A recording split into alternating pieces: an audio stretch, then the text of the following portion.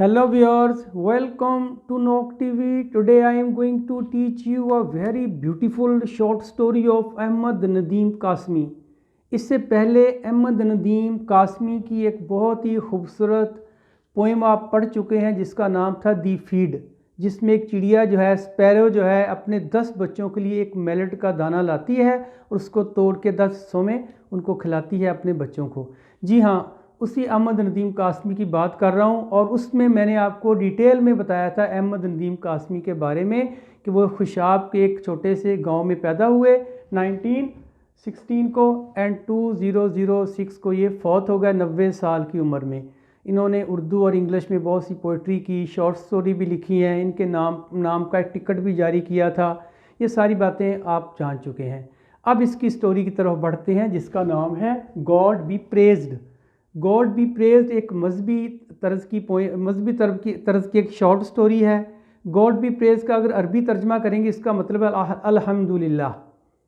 उर्दू तर्जमा करेंगे सब तरीफ़े अल्लाह के लिए हैं। चूँकि इमाम मस्जिद थे, मौलवी थे गांव के, उन्हीं की ये स्टोरी है। ज़ाहिर है वो इमाम मस्जिद हैं, रिलीजियस हेड है, रिलीजियस लीडर है एक मुसलमानों की मस्जिद के, तो ज़ाहिर है वो ऐसी ही टॉपिक रखेंगे ना, अल्हम्दुलिल्लाह। वो ये उसका टाइटल जो है इसके साथ मीट करता है, पूरी स्टोरी के साथ मैच करता है ये।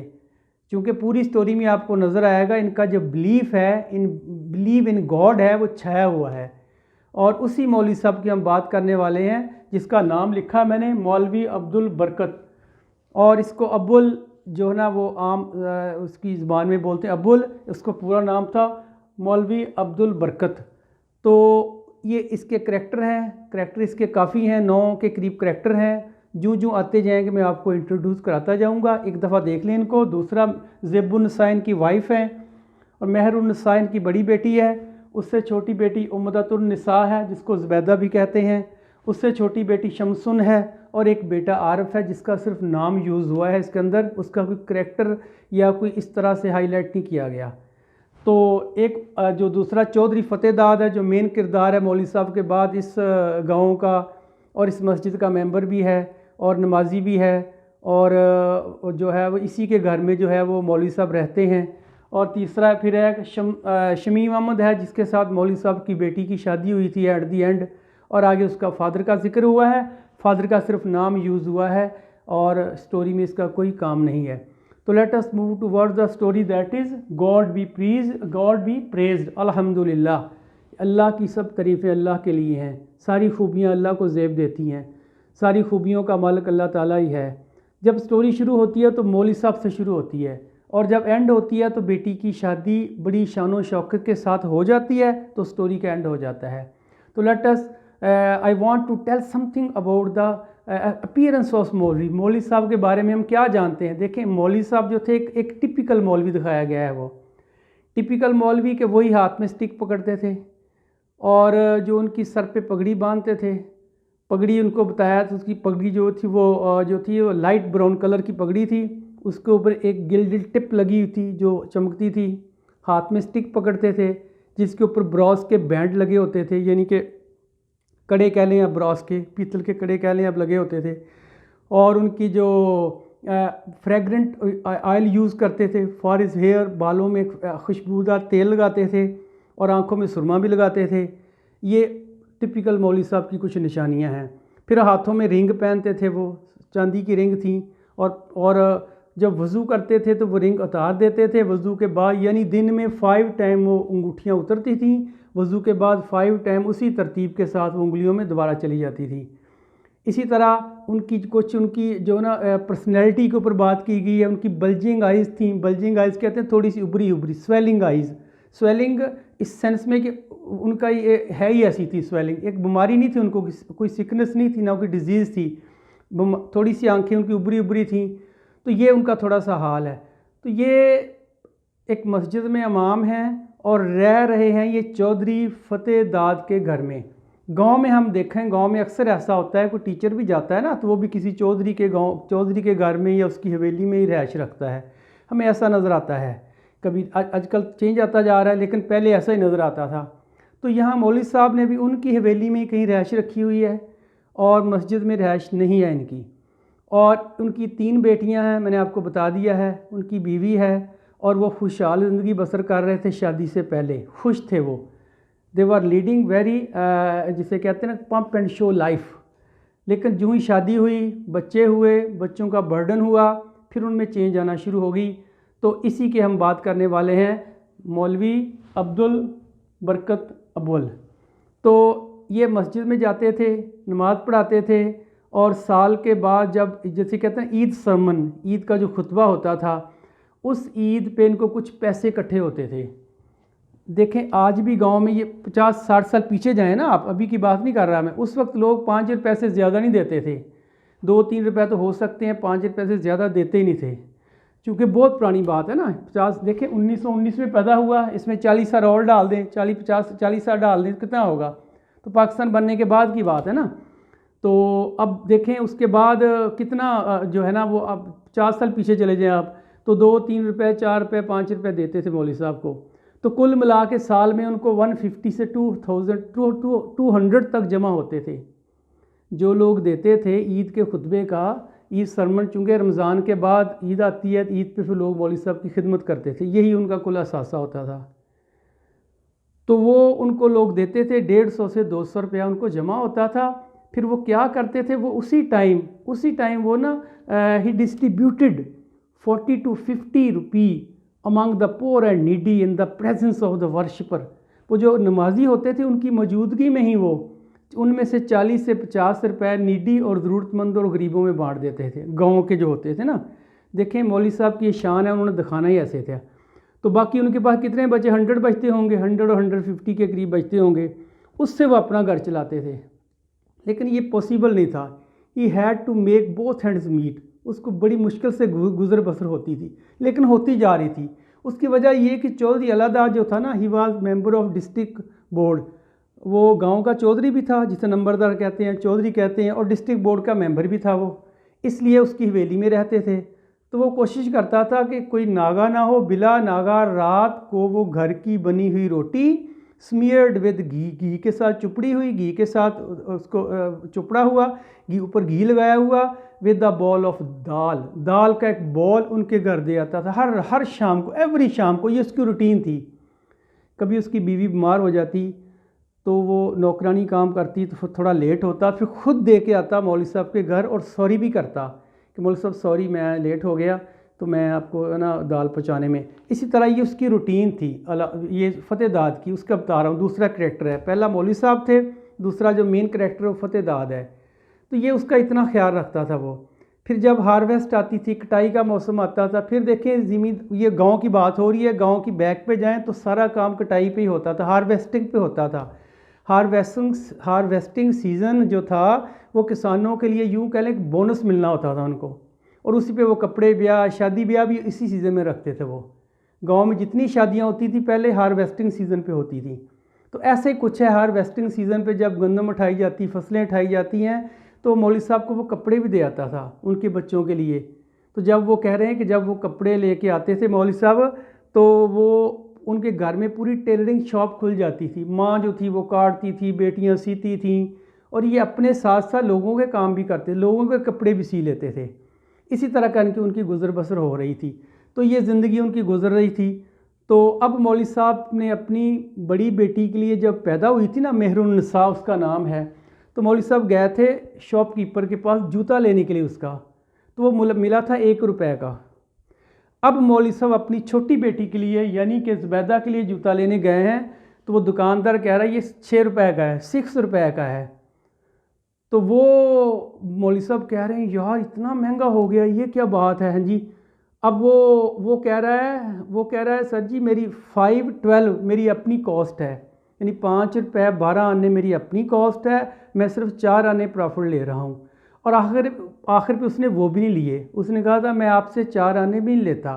और साथ मौलवी साहब को कस्में खा के यकीन दिला रहा है कि मैं आपसे एक्स्ट्रा नहीं ले रहा, बल्कि कह रहा है कि I did not charge more for your sake, मैं तुम्हारी खातर, तुम हमारे इमाम हो, तुम्हारी खातर मैं आपसे ज़्यादा नहीं ले रहा। कह रहा है क्या करे, चमड़ा महंगा हो गया है, ज़ाहिर है गायें भैंसों का जो खाल होती है, स्किन होती है, उसका चमड़ा बनता है। उसने एक वर्ड बड़ा खूबसूरत यूज़ किया है, उसने कहा मौलवी साहब ऐसे लगता है जैसे सारी cows and buffaloes have been dispatched to the Mount Caucasus. कि मौलवी साहब ऐसे लगता है जैसे सारी गायें और भैंसें जो हैं कोकाफ पे चली गई हैं। अब कोकाफ क्या है? कोकाफ में ज़्यादा डिटेल में नहीं जाऊंगा, हमारा टॉपिक नहीं है। इतना याद रखें, कोकाफ जो है ये एक पहाड़ी सिलसिला है जिसमें चेचनिया, रूस, आज़रबाईजान और ये कंट्री आते हैं, और ये एशिया और यूरोप का इंटरसेक्शन है जहाँ पे दोनों जो ना काटते हैं, जहाँ दोनों मिलते हैं। और 15,000 किलोमीटर का इलाका फैला हुआ है। ये कैस्पियन और ब्लैक सी के दरमियान ये इलाका फैला हुआ है। कुछ लोग ये कहते हैं जिन्नों, भूतों और परियों का मस्कन है ये। और पुरानी कहानियाँ आप देखें, अगर उठा के फलैला उठा के देखें तो ऐसे होता था, कोई देव जो था किसी लड़की को उठा के ले जाता था, फिर शहजादा उसको बचाने जाता था, किसी बुज़ुर्ग से रिंग लेकर, जादुई रिंग उसको बचा के लाता था, फिर शादी हो जाती है। इनकी कहानियाँ जुड़ी हैं, दीज आर ऑल फिक्शंस, सब स्टोरियाँ हैं। There no reality in the stories. कहानियों में कोई स्टोरी नहीं है। कुछ लोग कहते हैं कि कोकाफ ये है जो मैंने आपको बताया है। कुछ लोग कहते हैं कोकाफ का किसी को भी नहीं पता। ये एक 4 महीने की अंधेरे में, वहाँ सूरज नहीं है, वहाँ एक सफ़र है 4 महीने का अंधेरे में। हज़रत ज़ुल्करनैन के बारे में है कि वो भी गए थे अब पानी पीने आब हयात, तो वहाँ गया तो उन्होंने इसराफील को देखा जो वहाँ सूर फूंकने के लिए तैयार खड़े थे, तो आप वापस आ गए, तो आपने नहीं पानी पिया। और कुछ लोग कहते हैं किसी ने हज़रत जिब्राइल को वहाँ देखा। कुछ लोग कहते हैं रसूल सल्लल्लाहु अलैहि वसल्लम ने भी जिन्नों को वहाँ दावत दी थी, किसी को पता नहीं ये कहाँ है। कुछ लोग कहते हैं याजूज माजूज का भी वो हो सकता है, मस्कन हो सकता है। ऐसी स्टोरियाँ जुड़ी हुई हैं जिनकी कोई रियलिटी नहीं है। तो मैंने आपको बता दिया है, कोकाफ का मतलब है जहाँ जाकर कोई वापस ना आए। क्लियर? तो यही मौलवी साहब को वो कह रहा है कि मौलवी साहब ऐसे लगता है जैसे all the cows and buffaloes have been dispatched to the Mount Caucasus, के माउंट कोहे काफ में सारी भैंसें और सारी गायें चली गई हैं। तो मौलवी साहब कह रहे हैं ठीक है, हाँ जी। वो ज़्यादा समझा मौलवी साहब ने। घर चले जाते हैं मौलवी साहब कि मैं घर से पैसे लेके आता हूँ, लेकिन वो जाते जाते कहता है कि मैं आपसे 5 रुपये 12 नहीं लूँगा, मैं आपसे 6 रुपये नहीं लूँगा। और साथ वो कस्में खाता है कि अगर मैं ज़्यादा लूँ, कहता है इफ़ आई एम लाइंग, अगर मैं झूठ बोलूँ, the curse of Allah be on me, मेरे पर अल्लाह की लानत हो। देखें, मौलवी साहब को यकीन दिलाने के लिए 3 कस्में खाई उसने। कहता है if I am lying the curse of Allah be on me, फिर कह रहा है and may I be drowned in some pond, मैं किसी तालाब में डूब के मर जाऊँ अगर मैं झूठ बोलूँ तो। देखिए, तुक नहीं बनता कस्में खाने का। उसने कौन सा कहा है कि आप झूठ बोल रहे हो? लेकिन इस सिर्फ एक मौलवी साहब की इज्जत बढ़ाने के लिए कि मैं आपसे 1 रुपया भी ज़्यादा नहीं ले रहा, 1 आना भी ज़्यादा नहीं ले रहा।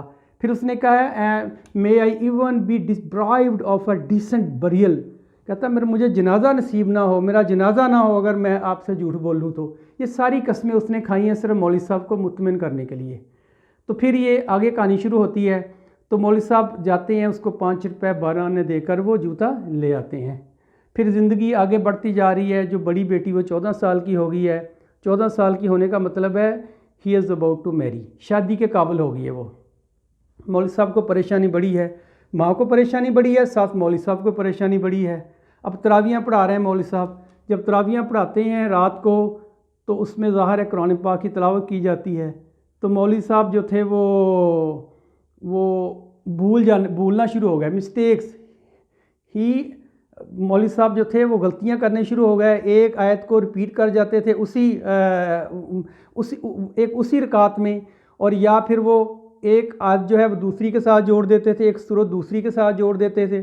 जब ऐसा भूलना शुरू हुए ना, तो पीछे से ज़ाहिर को नवाला लुकमा देता ना पीछे से कि मौलवी साहब यू आर गोइंग रॉन्गली, आप रॉन्गली जा रहे हो। तो ऐसी जो पीछे खड़ा होता था ना फतेहदार, ज़ाहिर पढ़ा लिखा था, when he reprimanded him for mistake, तो वो जब उसको रिप्रीमेंड करता ना, उसको टोकता रोकता, तो मौलवी साहब को ऐसे लगता जैसे पीछे से किसी ने उसके कमर पे एक, जिसने कहते हैं वाइप, एक हथौड़ा मारा है, एक किसी ने एक चबक मारी उसके पीछे। चूँकि मौलवी साहब को तो गलती का नहीं हो सकता ना, उनके लिए तो बहुत बड़ा ये बात है किसी ने ऐसे कहा हो। तो अब वो दिल में कहता, वो दिल में सोचता, तो वो कहता you have a whole row of boys. ये मौलवी साहब के दिल में ख्याल आता है, you have a row of boys, तुम्हारे पास और बच्चों की लैन है, तुम्हारे लड़के हैं। अगर लड़की होती फिर मैं देखता आपके तासरात क्या हैं, आपके ख्यालात क्या हैं। फिर मौलवी साहब ने अपना दिल खोला उसके आगे एक दिन, किसके आगे? फतेहदाद के आगे, कि मेरी बेटी जवान है। अपना दिल ओपन हार्ट किया कि देखें मेरे बच्ची जवान है, कुछ करें। उसने गांव के लोगों से बात की कि मौलवी साहब की बेटी जवान है, कोई रिश्ता मिल जाए। लेकिन लोग जो थे वो कन्नी के तराने लग गए। उनको पता था कि मौलवी साहब से कुछ डोवरी तो मिलेगी नहीं, जहेज़ तो मिलेगा नहीं, तो खाली हमने क्या करना है। इस तरह एक मुआशरे के ऊपर एक तनज़ भी दिखाई गई है, मुआशरे के ऊपर एक तनकीद भी की गई है।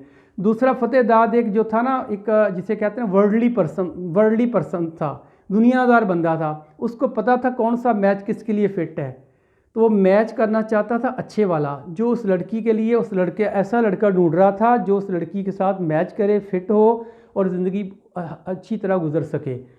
तो अब वो इसी मौलवी साहब ने कहा, और भी किसी को कहा होगा, तो ये ज़िंदगी उनकी गुजर रही थी। तो अब मौलवी साहब की जो थी वो बाल भी सफ़ेद होना शुरू हो गए, परेशानियां बढ़ना शुरू हो गई। तो उनकी जो वाइफ थी ना, ज़ेबुन्निसा, उसने कहा मैं भी आपकी थोड़ी हेल्प करती हूँ। उसने बच्चों को पढ़ाना शुरू कर दिया, कुरान घर में पढ़ाना शुरू कर दिया। इस तरह ये था ना वो काम चलता रहा।